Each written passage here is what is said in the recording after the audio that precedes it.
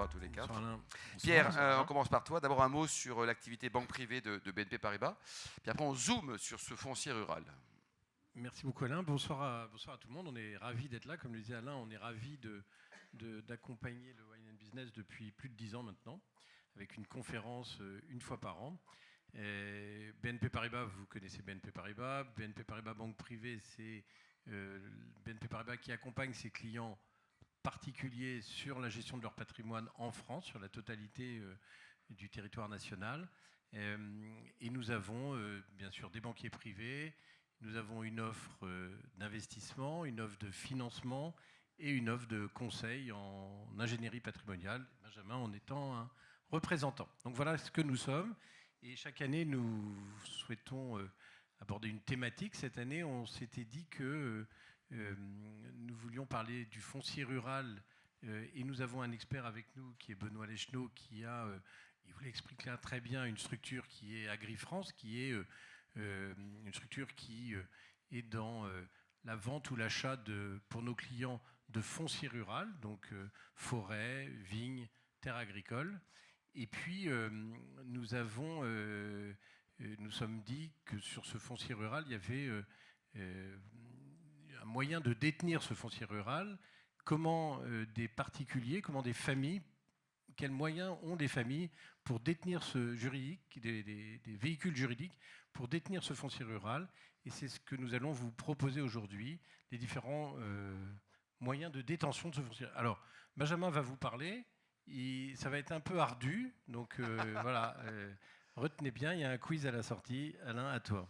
Merci beaucoup Pierre. Donc Benjamin, effectivement, c'est l'intello de la soirée. Donc on va parler de fiscalité, de patrimonial et puis surtout, Benjamin, d'optimisation. Mais alors, parler fiscalité en ce moment, c'est pas un peu nager en eau trouble ? Alors, j'ai mis un gilet pare-balles, j'ai mis une ceinture. Voilà. Tout ce que je dis ce soir sera évidemment soumis à la plus grande précaution compte tenu de l'actualité fiscale. Merci Alain, merci Pierre. Bonsoir à tous. Alors, comme cela a été rappelé par Pierre, je pense avoir le rôle le moins attrayant de la soirée en ce que je vais évoquer avec vous la fiscalité du foncier rural. Je vais faire en sorte d'être le plus digeste possible. Aujourd'hui, on peut avoir la chance de détenir un domaine viticole que l'on a pu s'offrir ou que l'on a reçu par donation et succession. On peut également espérer un jour être l'heureux propriétaire d'un tel domaine pour se constituer un patrimoine symbolique, le garder, l'exploiter et le transmettre aux générations futures. Seulement, la détention de ce type de patrimoine nécessite de prendre en compte certains paramètres. En effet, l'acquisition en direct d'un domaine viticole donne accès à un régime fiscal favorable en termes d'impôt sur la fortune immobilière et en matière de droits de donation et de droits de succession. Seulement, l'acquisition en direct de ce genre de domaine nécessite souvent de mobiliser des capitaux très importants et de recourir à des emprunts significatifs qui poussent à s'interroger sur le mode de détention.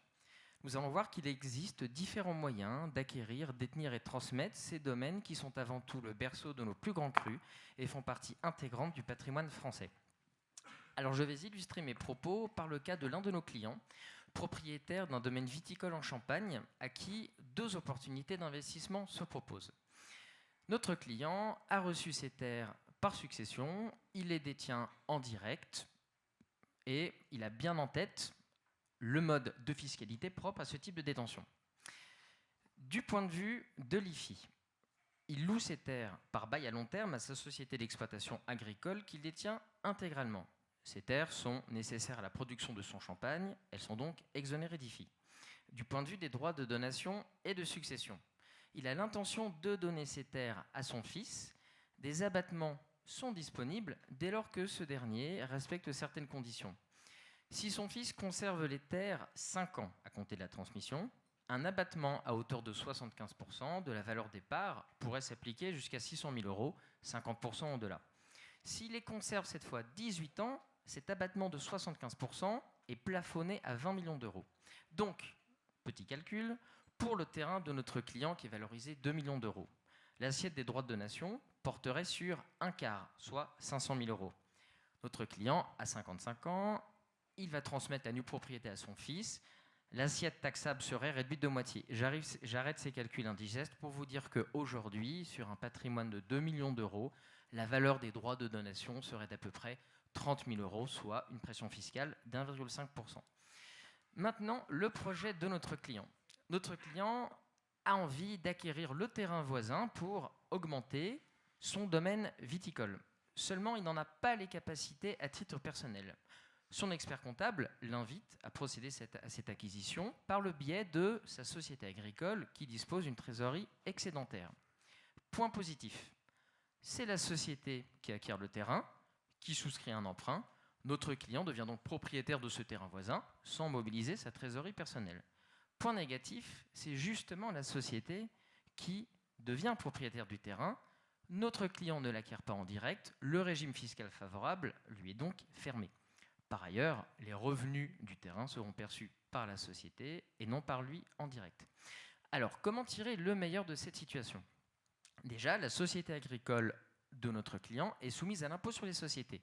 Elle pourra déduire de son résultat les intérêts de l'emprunt. Ensuite, du point de vue de l'IFI, le terrain va être exploité par la société pour la production du champagne. Le terrain ne sera pas soumis à l'IFI, pas d'IFI. Du point de vue des droits de donation et des droits de succession, le terrain va rejoindre l'actif de la société. Notre client a l'intention de mettre en place un pacte du Treil en faveur de son fils. Et sous condition, ce pacte permet d'obtenir une exonération de 75% de la valeur des parts de la société. Donc, pour ce cas de figure, on voit que notre client n'a pas pu acquérir le terrain en direct. Il n'a pas pu profiter du régime fiscal applicable à ce type d'acquisition. Pour autant, en procédant à l'acquisition par sa société, il va bénéficier d'avantages similaires, mais du fait d'un régime fiscal différent. Deuxième cas de figure. Un gestionnaire vient trouver notre client et lui propose d'investir à travers un groupement foncier agricole non exploitant qui loue ses terres par bail à long terme à des agriculteurs. Notre client a envie d'utiliser cette belle trésorerie excédentaire de la société pour investir une somme de 100 000 euros qu'il n'aurait jamais pu investir à titre personnel. Seulement, en matière de GFA, un investissement à travers une société n'est pas possible. Pourquoi ? Parce que les GFA sont exclusivement constitués de personnes physiques. Notre client, s'il veut investir ses parts de GFA, devra le faire en direct. Quels seraient ses avantages en matière d'IFI ? En matière d'IFI, notre client n'a aucun lien familial avec les associés du GFA ou les locataires. Seule une exonération partielle de 75% sur la valeur des parts pourrait s'appliquer jusqu'à 102 000 euros, 50% au-delà. Donc, s'il a envie d'investir 100 000 euros, l'assiette taxable sera d'un quart, soit 25 000 euros. Du point de vue des droits de donation et des droits de succession, une exonération partielle est possible dès lors qu'au moment du décès ou de la donation, notre client ait conservé les parts du GFA au moins 2 ans. Il a envie de transmettre ses parts à son fils. Les conditions de plafond et de durée de détention sont identiques. Si son fils conserve les parts de GFA au moins 5 ans, une exonération de 75% sur leur valeur sera possible jusqu'à 600 000 euros. S'il les conserve 18 ans, cette exonération de 75% sera plafonnée à 20 millions d'euros. Donc, pour un investissement de 100 000 euros, de nouveau, l'assiette taxable ne portera que sur un quart, soit 25 000 euros. Par ailleurs, rien n'oblige notre client, s'agissant de parts de GFA, à investir une telle somme de 100 000 euros. Il pourra moduler son investissement en fonction de ses capacités. Donc, pour ce second cas de figure, on voit que notre client n'a pas pu capitaliser sur l'idée de son expert comptable d'utiliser la trésorerie de la société du fait de la nature même des parts du GFA. Pour autant, en achetant en direct, il va retrouver les avantages de cette fiscalité. Pour conclure, ce que je voulais vous dire, c'est que pour les 2 cas de notre client, sa stratégie initiale n'a pas pu être suivie. Mais pour chacun des cas, une solution alternative a pu être trouvée, lui permettant de réaliser l'investissement. Parce qu'en effet, en matière de foncier agricole, de foncier rural, le régime fiscal favorable s'applique pour une acquisition en direct. Pour autant, lorsqu'on exploite ces terres en société, on peut bénéficier de régimes fiscaux spécifiques à celles qui ont une activité opérationnelle éligible, notamment agricole. Voilà, j'en ai terminé avec ces quelques élucubrations fiscales, Alain.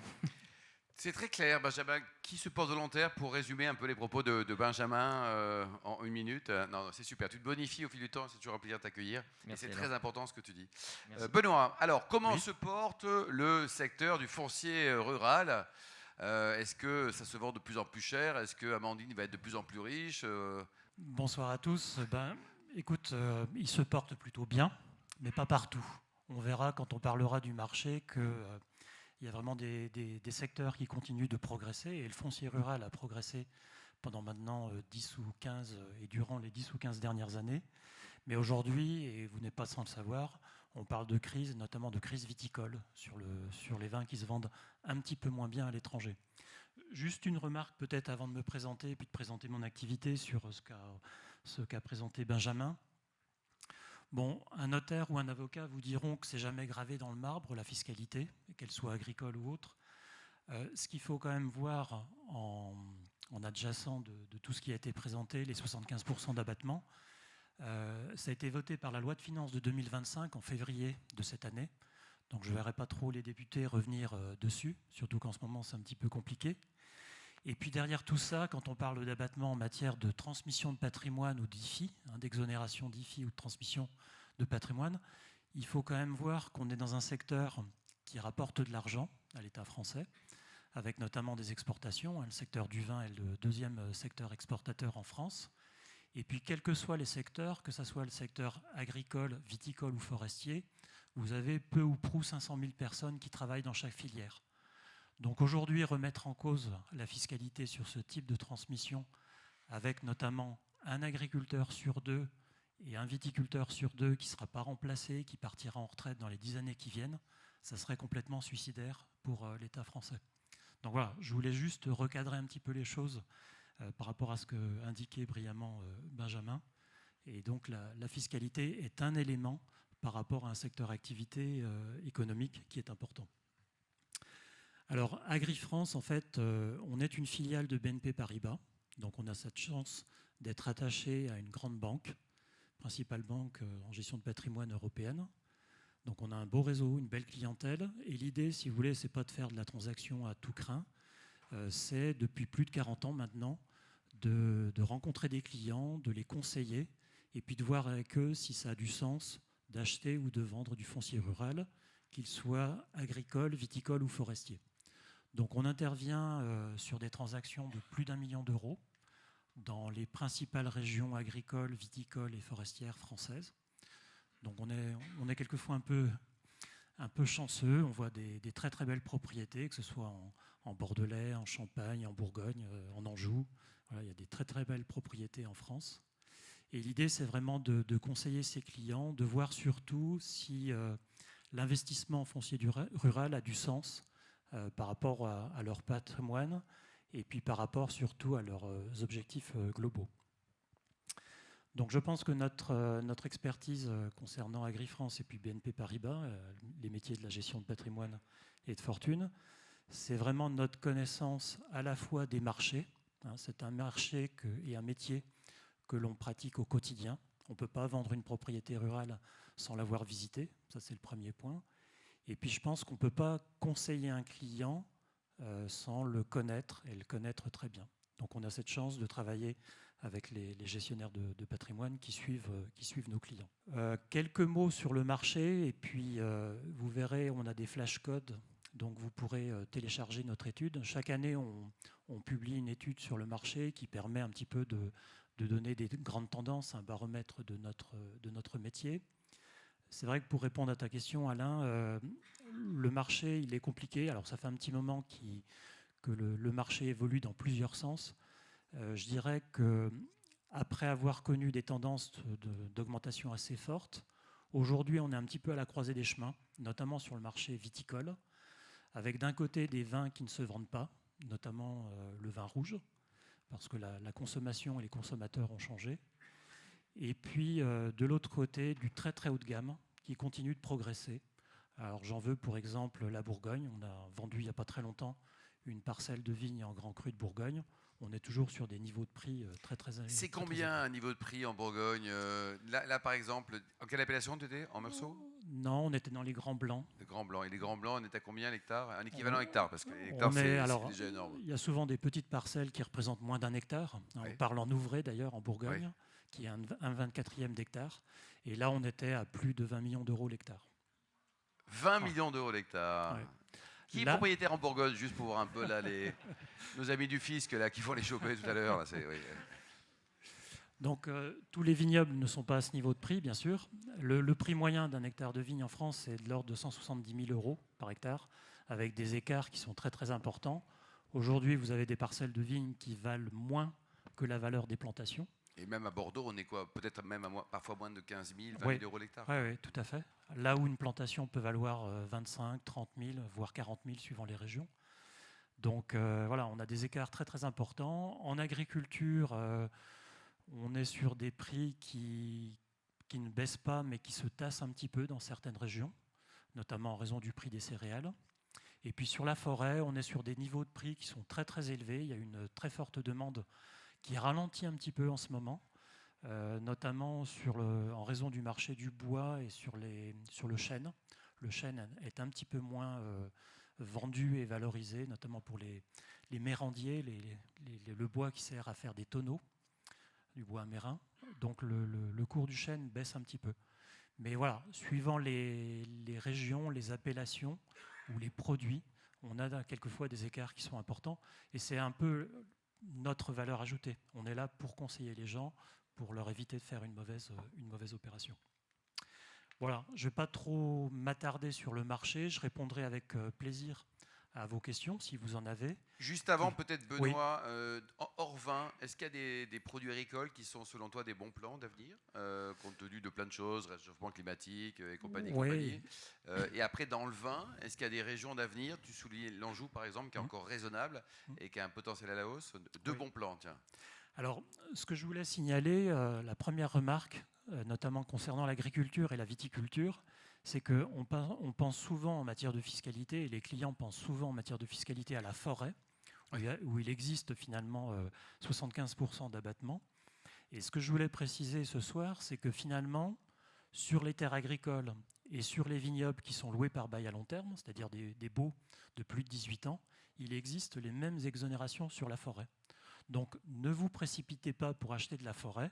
Vous avez le même type d'avantages fiscaux sur des terres agricoles ou sur des vignobles loués par bail à long terme. Donc il faut tout simplement étudier le marché et regarder. Et puis concernant ta deuxième question sur le vin, c'est vrai qu'on voit des régions comme l'Anjou qui présentent un certain potentiel, avec des vins qui se commercialisent bien, notamment à l'étranger, un cépage qui est plutôt sympathique, le Chenin. Donc voilà, on a ici et là des exemples de belles valorisations, avec peut-être des vignobles qui sont moins patrimoniaux, c'est-à-dire qui ont une valeur à l'hectare beaucoup moins importante que dans d'autres régions plus connues. Ouais. Merci Benoît. Amandine, alors raconte-nous, fais-nous rêver. Donc toi, tu as le plus beau métier du monde. Tu es à la fois vigneronne et agricultrice, c'est ça? Oui, tout à fait. Bonsoir Alain, bonsoir à tous. Donc moi, je suis là ce soir pour vous parler de mon métier. Et donc, je suis de l'autre côté, en fait, voilà, de mes confrères ici ce soir. Tu es où déjà, géographiquement? Donc moi, je vais vous montrer ça tout de suite. Donc moi, je suis à 2 heures de Paris, à l'est, donc à côté de Troyes, à Saint-Flavie. Je suis en région Champagne, mais je suis le premier domaine hors appellation, puisque le domaine d'Aprony, c'est un domaine créé en 2022 qui est dédié à la production de vins rosés tranquilles et de spiritueux à base d'alcool de raisin.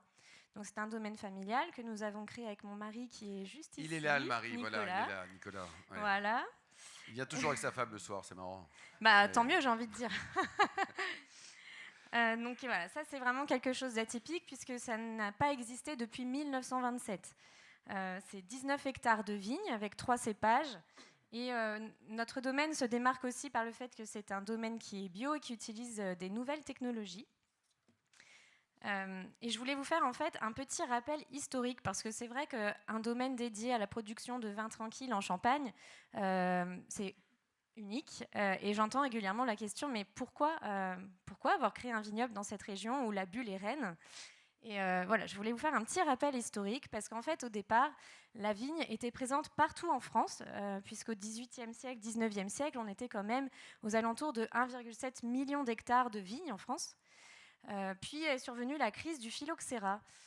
qui a suscité l'arrachage de près de la moitié du vignoble français. Grâce à l'arrivée des porte-greffes américains, il y a eu un phénomène de concentration en fait, du vignoble dans les régions qui à l'époque étaient, on va dire, considérées comme plus qualitatives. Et donc c'est l'avènement en fait, du système des appellations et de la régulation des droits. Donc tout ça a été très régulé. En Champagne, la Champagne est l'exemple typique, puisque c'est vraiment une appellation qui fonctionne très bien de ce point de vue-là.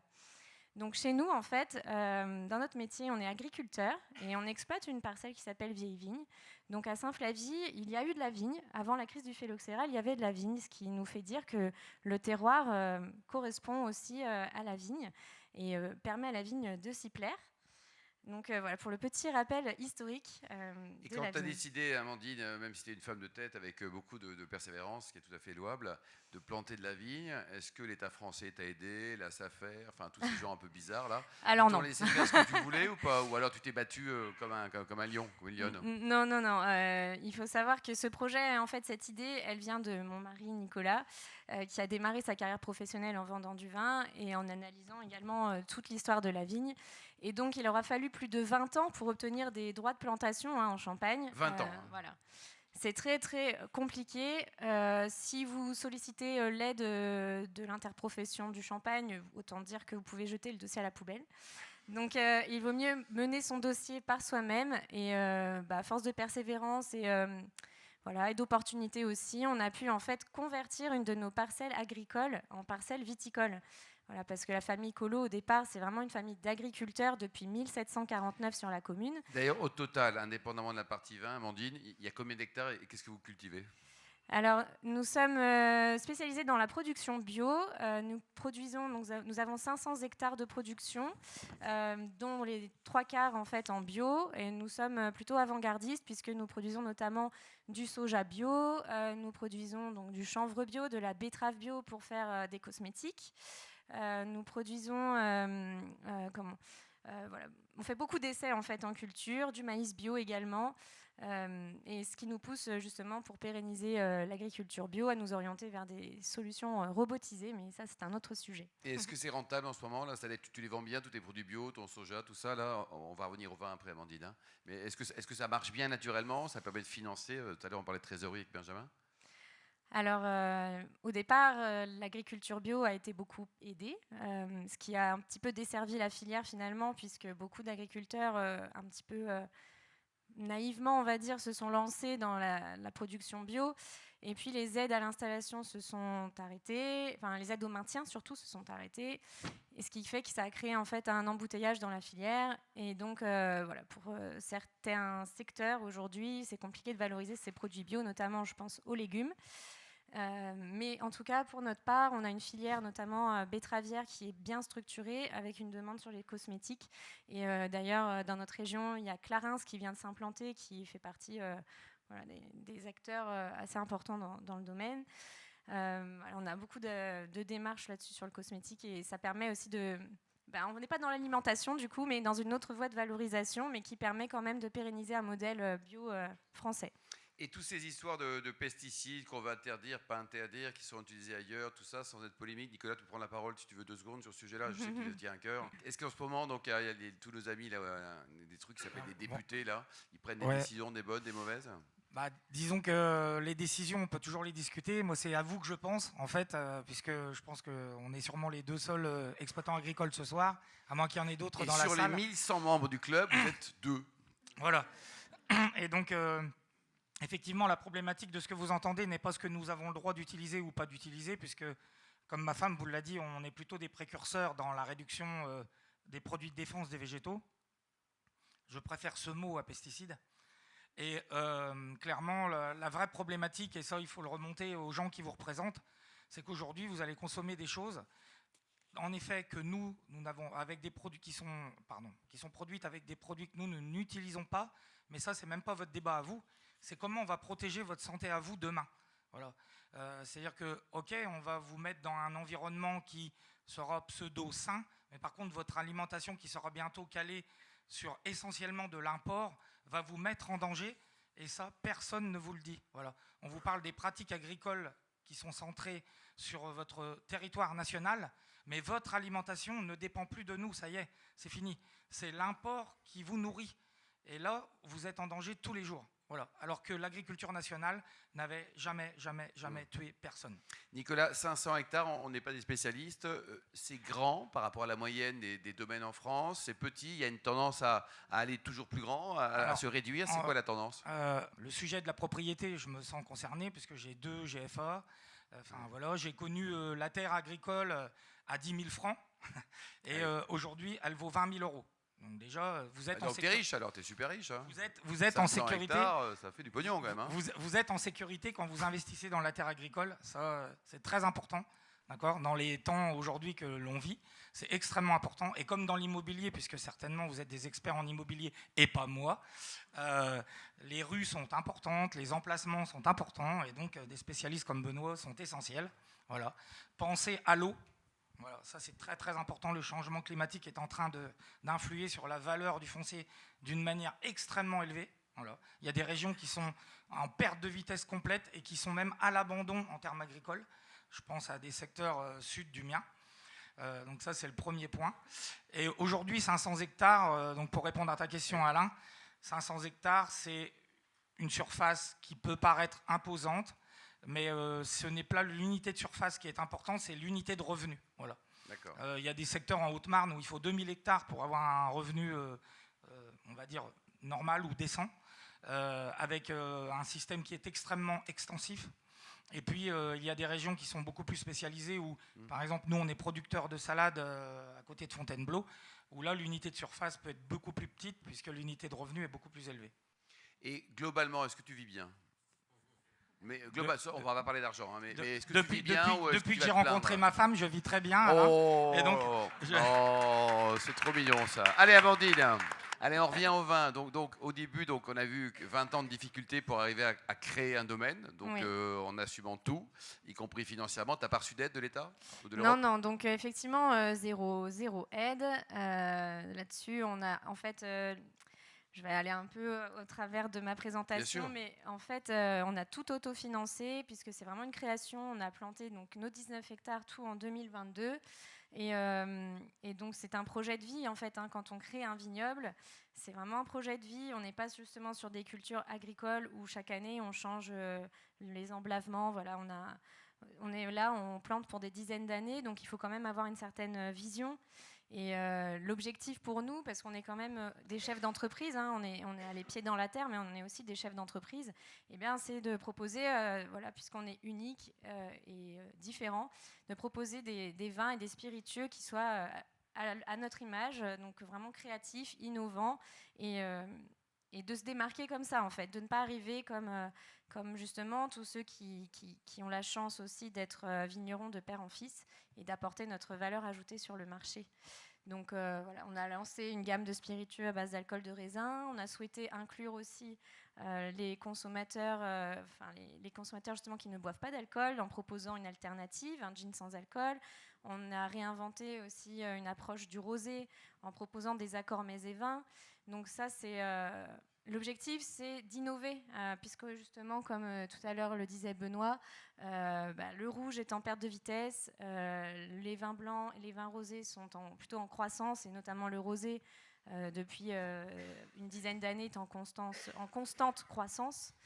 Donc le but, c'est d'innover et de s'adapter aussi au changement climatique. On en a parlé rapidement tout à l'heure, mais il y a des opportunités qui découlent des changements et il faut pouvoir les saisir.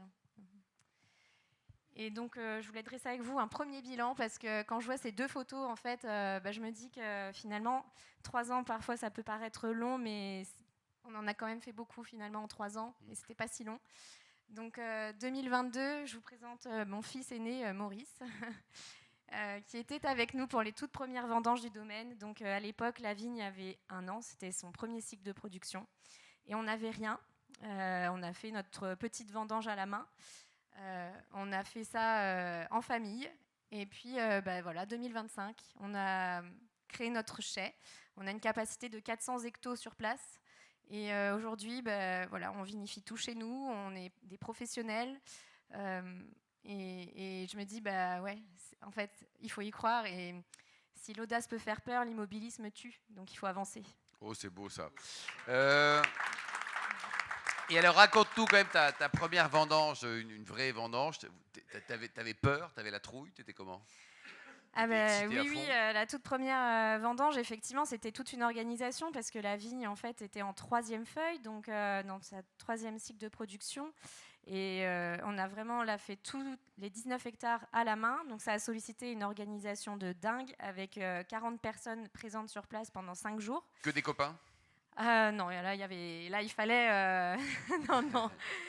Ah. Là, Et ce jour-là, il n'y avait pas de copains. Hein. on avait des copains, bien sûr, mais je peux vous dire qu'il fallait surtout trouver de la main-d'œuvre et que tous les jours, il fallait être prêt à se dire que 10 personnes ne seraient pas là le lendemain sans nous prévenir. Donc, il fallait toujours avoir un plan B pour pouvoir mener les vendanges à bien. Surtout que pour assurer la qualité de notre vin, la rapidité d'exécution est très importante, de manière à ne pas avoir d'oxydation sur les jus. Donc voilà, il fallait vraiment une organisation optimale, anticiper chaque pause, anticiper voilà, celui qui veut boire un coup, celui qui veut manger son sandwich. Enfin, voilà, il faut que tout soit coordonné de manière à ce qu'aucune minute ne soit perdue et pour produire des vins de qualité derrière. Voilà. Et aujourd'hui, donc le résultat, donc tu prends c'est un autre métier, c'est celui de vendre son vin. Donc là, le produire, on a vu, c'est assez excitant et le résultat est plutôt bon, hein, même très bon. Après, il faut prendre sa mallette, parce que le problème, c'est qu'en France, il n'y a pas qu'un vigneron, il y en a plein. Ils font souvent des bons vins aussi. Ça, c'est un autre métier aussi, non? Oui, tout à fait. Là, cette fois, on pense qu'une fois qu'on est arrivé à la première vendange, ben, ça y est, on y est arrivé. Mais en fait, c'est que le début de l'aventure. Parce qu'effectivement, maintenant, il faut aller sur le terrain.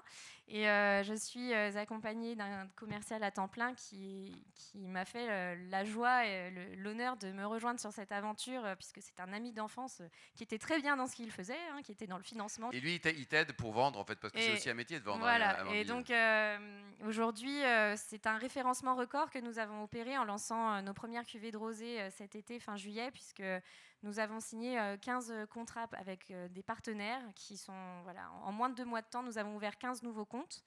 Donc, on a été vraiment très efficace et on avait vraiment préparé notre sujet.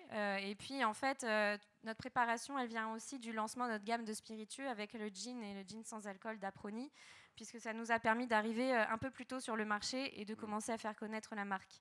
Donc ça, ce qui est chouette aujourd'hui, c'est que dans notre région, donc Grand Est, et on commence aussi un petit peu sur l'Est de l'Île-de-France, on commence vraiment à être connus comme Aproni.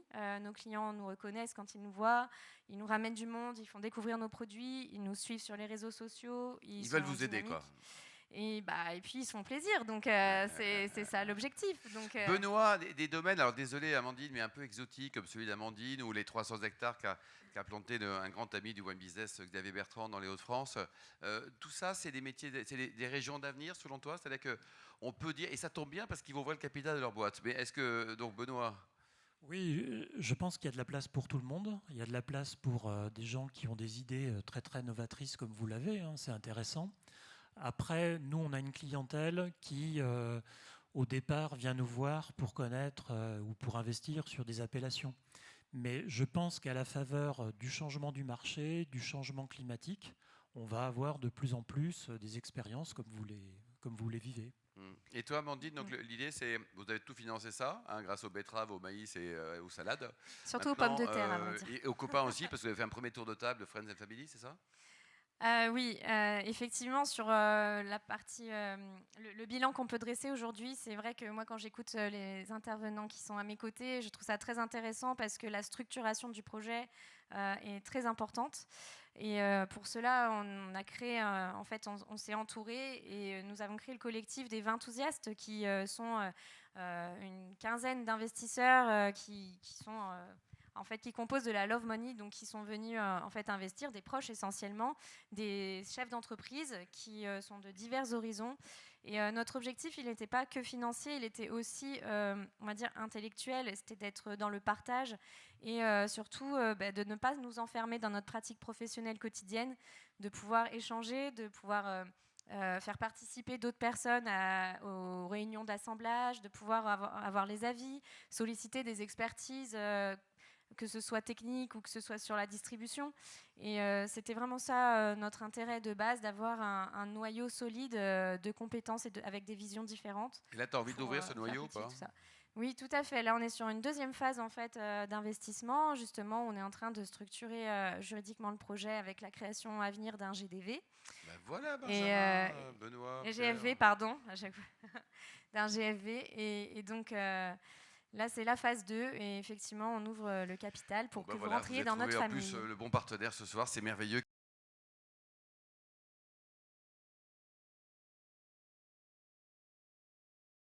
Alors actuellement, notre clientèle se compose, on va dire, à 50% de la grande distribution, avec une partie de notre production qui est écoulée sous une autre marque. Et ensuite, nous avons certaines cuvées qui sont pour le coup dédiées effectivement aux cavistes, cavistes indépendants pour le moment, et également auprès de grossistes qui, eux, revendent en fait en CHR, donc tout ce qui va être restauration. Où là, ils ont une gamme dédiée avec une approche différente, une valorisation différente, des produits différents. Oui, c'est ça, vous gérez effectivement Oui. des étiquettes et Tout à fait. des niveaux Des différents. produits, des étiquettes et des lots, des volumes différents. Et puis, on développe également une petite partie clientèle particulière dans le cadre de l'activité œnotouristique du domaine. Oui, parce qu'on peut dormir chez vous, enfin pas dans votre chambre, mais vous avez un endroit pour accueillir les gens, non? Oui, tout à fait. Nous sommes partenaires d'un gîte qui s'appelle le Charme au Fées. Et c'est aussi une très belle aventure humaine dans ce cadre-là, puisqu'on insuffle aussi une nouvelle dynamique sur notre territoire en proposant une activité œnotouristique. Donc, on vous fait découvrir les secrets de notre terroir, les légendes d'Aprony et de Saint-Flavie. On vous parle de la vigne, de notre métier, de ces différentes étapes au cours de l'année. Et nos difficultés, nos joies et surtout de la dégustation.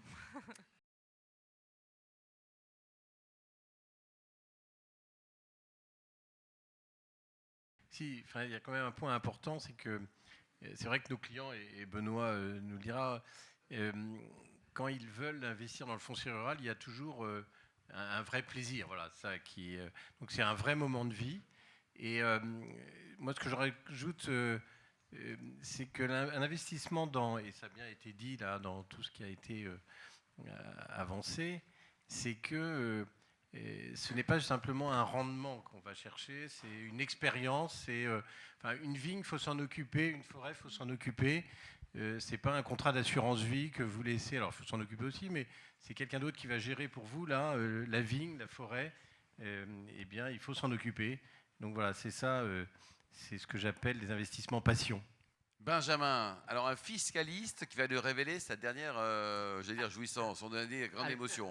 Alors moi, mon cerveau était en train de tourner à toute allure pour trouver une corrélation entre grand moment de bonheur et fiscalité. Néanmoins, ce que je voulais quand même souligner, et vous avez bien fait de poser la question, monsieur, parce que la fiscalité, particulièrement en matière de foncier agricole et viticole, n'est que l'accessoire.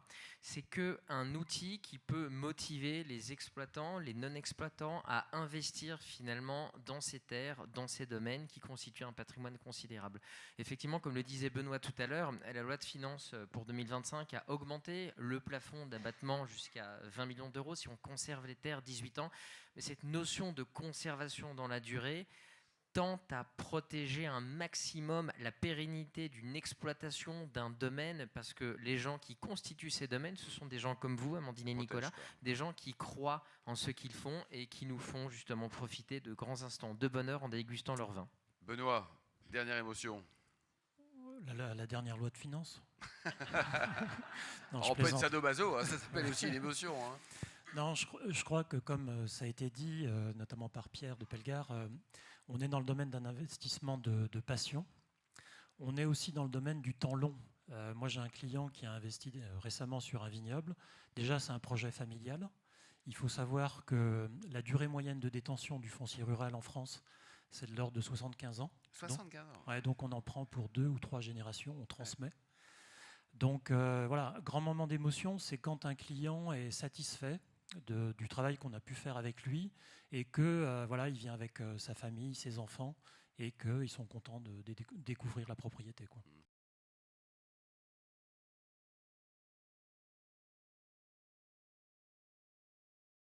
Bien souvent, on cherche monsieur quand on se rend au domaine, mais c'est madame qui pilote. Donc après, bon, ça c'est une petite anecdote. Et c'est surtout qu'au départ, comme notre projet il est innovant, nos produits le sont aussi. Moi, quand j'appelle des partenaires, des fournisseurs, etc., j'arrive pour leur proposer de travailler avec moi sur quelque chose qui va les sortir de leur sentier battu. Donc c'est surtout ça en fait que je rencontre, parce que moi je pars du principe que si moi en tant que femme je me sens tout à fait à ma place, mon interlocuteur le sentira et la question ne se posera pas. Moi je préfère ne pas penser à ma position en tant que femme et me dire je suis avant tout chef d'entreprise, et si ça pose un problème à mon interlocuteur, c'est lui que ça regarde. Voilà. Mais ça évolue quand même, il y a quand même beaucoup de femmes de plus en plus, et c'est une très bonne chose. Des chefs de cave, des maîtres de chez. Je sais pas, Benoît, comment tu peux. C'est un jugement, un avis sur le sujet, mais et heureusement, cette profession qui était effectivement 100% mec à l'époque se féminise, et c'est une chance pour le vin et les spiritueux. Oui, je pense que ce qui est intéressant, que ce soit le milieu viticole, agricole ou même forestier, aujourd'hui, je crois qu'il n'y a plus de débat.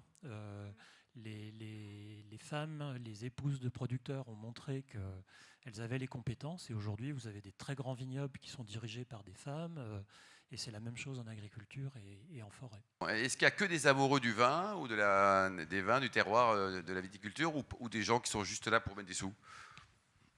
Alors c'est vrai que lorsqu'on n'a pas forcément l'intention de s'investir dans un domaine en intégralité, l'investissement au sein de parts de groupements fonciers agricoles ou viticoles est plus simple. Donc on peut aussi rencontrer ce genre de clients qui ont envie finalement de porter une partie de leur investissement dans le vin, mais qui sont peut-être un petit peu timorés par toutes les contraintes entre guillemets qu'il peut y avoir, notamment en matière forestière, avec les certificats de gestion durable et ainsi de suite.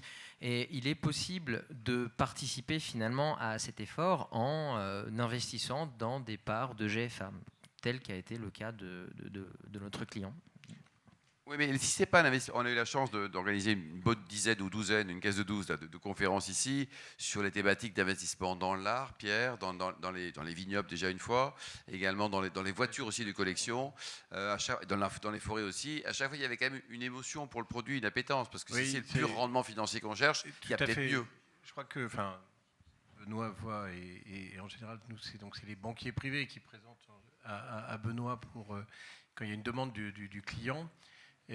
D'abord, une acquisition comme ça prend du temps. Donc les échanges avec le banquier, avec Benoît, permet à la personne de réfléchir, de prendre le temps de la réflexion. Deuxièmement, ça onboard la famille, parce que souvent, ça onboard les générations suivantes. Et puis, ça c'est mon avis personnel, c'est que si le driver de l'acquisition, c'est uniquement la fiscalité, ça ne marchera jamais. Benoît, tu confirmes? Oui, je crois qu'on n'en a pas parlé, mais les caractéristiques du foncier rural en général, comme l'immobilier d'ailleurs, on n'est pas tant sur une approche revenu, on est plus sur une approche pour le foncier rural d'investissement plaisir, d'investissement passion, de diversification. Ça c'est très important. Quand vous avez un producteur dont c'est le métier et l'activité à 100%, c'est normal qu'il investisse tout son patrimoine ou une bonne partie de son patrimoine dans son outil de travail. Mais en ce qui concerne nos clients, on est vraiment dans une logique de diversification où ça va représenter entre 5 et 30% de leur patrimoine. Voilà. Ouais. Et puis la transmission sur le temps long avec des enfants qui doivent être partie prenante. Et c'est vrai, comme tu l'as dit, Pierre, la fiscalité, on en a beaucoup parlé, mais ça ne doit absolument pas être le critère principal, quoi. Et des gens qui changent de vie, des industriels, c'était la grande mode d'acheter des vignobles. Est-ce que ça maintient? Parce qu'il y a aussi des jolies maisons et c'est plus sympa d'avoir de la vigne que de la pelouse, quoi. Donc est-ce que ça continue toujours, ça perdure ou pas? Alors il y a des clients qui, après avoir fait un événement de liquidité de leur entreprise ou de leur outil industriel, font une start-up dans le vin. Oui. Ça existe. Mais voilà, il faut vraiment être passionné pour le faire. Et puis avoir la pêche. Mais il y en a beaucoup quand même. Et la tendance européenne, avant la dernière question de Bruno, Benoît, est-ce que vous avez également un regard sur ce qui se passe ailleurs, dans le domaine des forêts, dans le domaine également du vin aussi, en Europe, ou vous restez franco-français? Alors, nous, on intervient uniquement en France, mais ça ne nous empêche pas, de par notre réseau, de par nos contacts, d'aller voir. Et puis, c'est toujours intéressant de voir ce qui se passe à l'étranger. Donc, on n'en a pas parlé, mais en termes de prix, globalement, sur du foncier agricole, forestier, on est moins cher en France que dans d'autres pays européens. Alors, ça me donne l'occasion de parler des SAFER, qui réglementent aussi le marché. C'est pas un peu la mafia, ça? Non. T'es filmé, mais tu peux dire ce ouais, que tu voilà. veux. On a le droit de répondre? Non, je pense que voilà, ça a été une décision qui date des années 50, hein, après-guerre, où en fait l'État français et puis la profession agricole a voulu réglementer et réguler le marché pour installer des jeunes. Donc ça, on peut trouver sur la base que c'est louable. Après, il faut que dans les méthodes, ça soit bien mis en application, quoi. Voilà. Donc le foncier agricole et le foncier forestier moins cher. La vigne, c'est un petit peu différent. Sur le plus haut de gamme, on est plus cher. Sur la moyenne gamme, on peut être quelquefois moins cher. Ça dépend des régions. Et là où aussi il y a des potentiels, s'il y avait un pays sur lequel, dans le vin par exemple, sur lequel tu te dis tiens, on peut avoir un bon plan, ça serait quel pays? Parce qu'on a quand même peut-être 17 pays sur 27 qui produisent. Oui, alors c'est pas l'Europe, c'est plus l'Europe, mais au Royaume-Uni, on a des contacts, notamment avec une filiale de BNP Paribas Real Estate, Stratton Parker, où en fait, eux, ils ont commercialisé des surfaces agricoles qui deviennent viticoles pour produire du sparkling wine, pas du champagne, du sparkling wine, dans le Kent notamment. Donc, voilà, ils sont très bons d'ailleurs, Ouais, malheureusement. ouais. Et d'ailleurs, pour illustrer ça, récemment, l'effervescent le meilleur du monde, donc c'est une compétition officielle, c'est un effervescent anglais. Bon, il y avait un jury que d'anglais. Hein, non, mais c'est toujours important de savoir qui est le jury quand même. Hein, voilà. Bon, c'est pas le cas. Habituellement, c'est le Anglais, champagne. quoi. Cette année, c'est un effervescent anglais.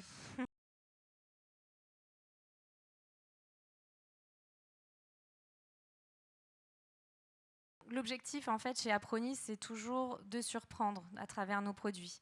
Donc, on a toujours quelque chose d'inattendu, quels que soient nos produits, que ce soit sur les spiritueux ou les vins.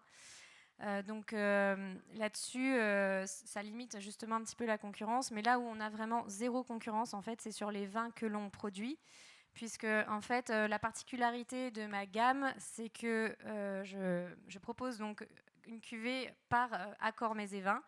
Donc, vous avez un rosé, par exemple, pour accompagner vos viandes, un rosé pour accompagner vos poissons et fruits de mer, voilà, de l'apéritif au dessert, en fait. Et dans avec chaque des bouteille, petites saveurs aussi, voilà, exactement. Et dans chaque bouteille, en fait, j'ai travaillé avec 0,1% d'extrait naturel. Donc, vous avez des petites notes d'extrait naturel dans chaque bouteille. Et donc, moi, je propose une expérience différente. Et l'objectif, c'était justement de ne pas me frotter à la concurrence. Parce que moi, on va me comparer au rosé de Provence, on va me comparer au rosé d'Anjou, on va me comparer au rosé des Rissets. Voilà, rosé des Rissets. Mais moi, ce que je fais, ça n'a rien à voir. Et donc, je n'ai pas de référence en face de moi, ce qui me permet d'être hors concurrence. Et c'était aussi tout l'objectif, puisque nous sommes uniques, nous sommes innovants, et donc il faut garder ce positionnement à travers nos produits. C'est très important pour préserver la valeur. In vino veritas après, hein, on déguste, on aime, on n'aime pas. Quoi. En l'occurrence, c'est merveilleux leurs produits. Pierre, synthèse et conclusion, les quelques idées forces à retenir sur cette passionnante thématique. Hein. Non, en tout cas, bravo pour cette expérience entrepreneuriale sur le vin. C'est vraiment passionnant. Merci beaucoup. Merci beaucoup. Merci à toi de nous avoir encore permis de réaliser cette soirée ce soir. Et puis voilà, si vous avez besoin de conseils, si vous avez besoin d'approfondir les sujets que nous avons présentés, nous sommes à votre disposition. Merci beaucoup et bonne soirée. Merci beaucoup, Pierre.